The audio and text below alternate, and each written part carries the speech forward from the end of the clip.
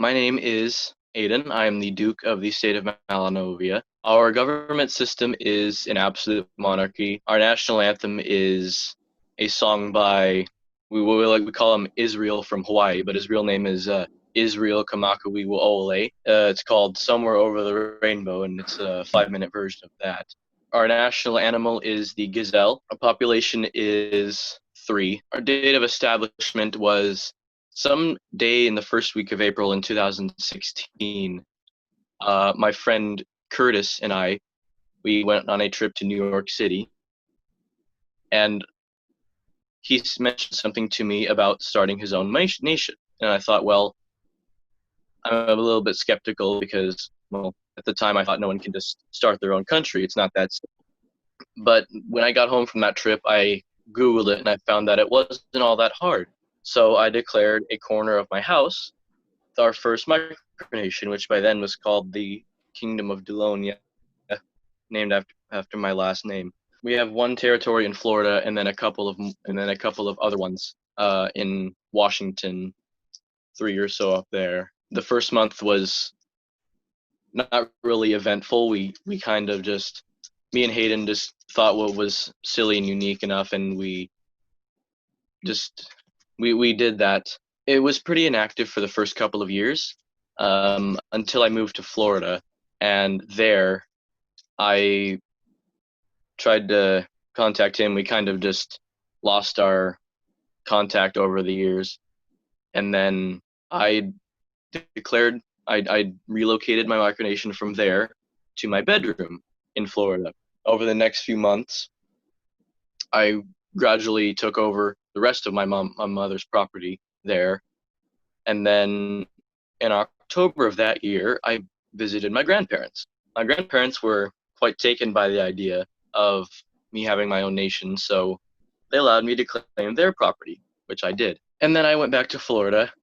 A few months came and gone, and pretty uneventful those years. And then all the way up to now, hasn't really not much has happened other than me writing a few laws and stuff like that.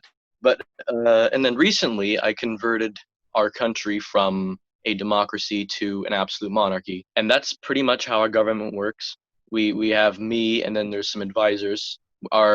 We have 4 administrative divisions called parishes, who one person appointed by the monarch governs, and then they report to a leader of their little group, and then he reports to me. Our policies are typically very to the right: gun rights, family values, that sort of thing.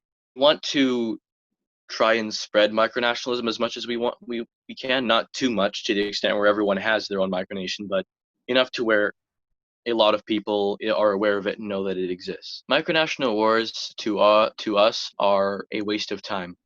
A lot of micronational wars are just 2 people on the internet going back and forth with each other, and it's not very good. Granted, there are some times that wars happen, like real wars. For example, the Sealand Civil War, when the self-proclaimed Prime Minister of Sealand took the fort of Sealand for himself and took hostage the son of the prince. That was done with real boats and helicopters and stuff and real weapons. Most of the time, micronational wars are just people hitting on each other. I mean, it's hitting on each other. It's not really that professional. I have a job where I make dream catchers for people, and then I sell them on. A good portion of my income comes from that. But inside of our country, we have our own currency. It's worth it's pegged to the US dollar, so there's 10 of our currency to the United States dollar. And then we have paid positions inside of our country. The only exceptions are you must be a citizen, have a clean criminal record, micronational and macronational.